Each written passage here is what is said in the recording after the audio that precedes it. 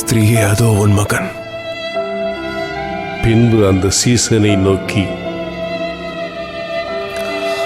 அதோ உன் தாய்.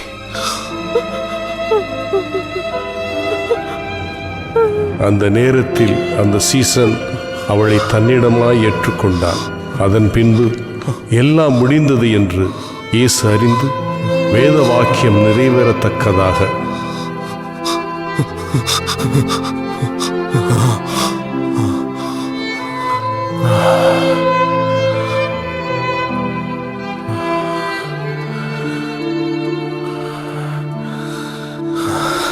முடிந்தது.